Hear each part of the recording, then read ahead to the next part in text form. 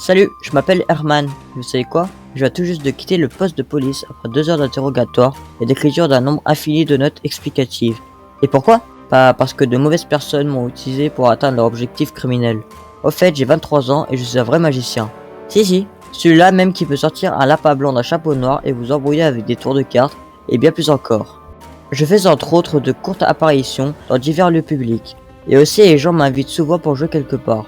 J'avoue que je suis satisfait de ma vie car ce petit monde de la magie est mon chemin de vie. Bref, une fille m'a appelé hier et s'est présentée comme étant Nicole. Elle avait une très belle voix. Nicole a dit qu'elle me payerait 1000 $ pour une scène destinée à un groupe de touristes venus du continent voisin. C'est une bonne affaire, pensais-je, car j'avais déjà eu à divertir des touristes plus d'une fois, et ils étaient toujours satisfaits. En plus, la somme proposée était énorme. Très énorme, étrangement énorme. Il faut le dire, mais bon, je me suis dit que les étrangers étaient peut-être très riches et souhaitaient simplement voir de vrais miracles.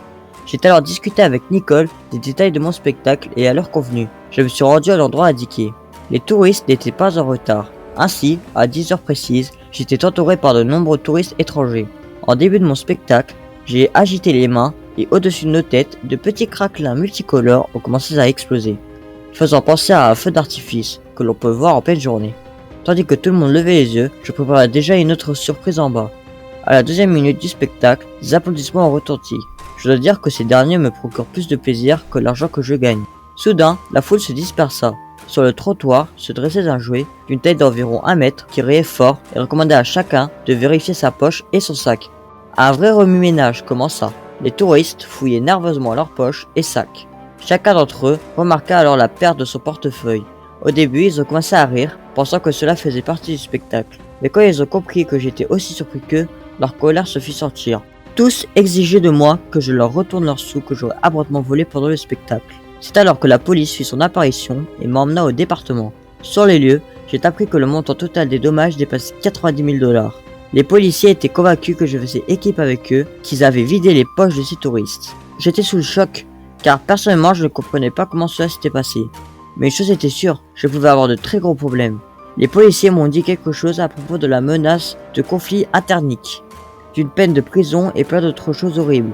À un moment donné, je me croyais dans un rêve flou. Je ne m'étais pas endormi, mais je me sentais comme dans un rêve. Je comprenais parfaitement ce qui s'était passé, ce qui avait été soigneusement planifié par Nicole et ses complices. Ces derniers savaient avec certitude que ces touristes auraient de l'argent, et ils avaient prévu avec habileté comment me piéger.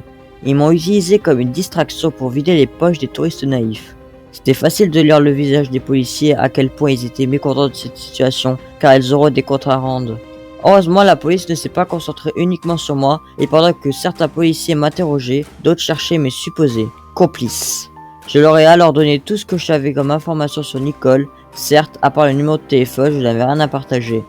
Et après quelques heures, ils ont réussi à arrêter un groupe d'adolescents suspects qui avaient tenté d'échanger des dollars dans une banque, située à seulement 3 rues du lieu du crime. Quelle erreur magnifique! Je ne pouvais pas imaginer être autant chanceux. Quant aux criminels, je ne les pensais pas si stupides ou inexpérimentés. J'avais tout de même du mal à croire qu'un groupe d'écoliers m'avait dupé, même si c'était habile de leur part. Mais bon, tout est bien qui finit bien. Après tout cela, j'ai de nouveau rencontré les touristes qui étaient entre-temps rentrés en possession de leurs sous, et je leur ai expliqué la situation.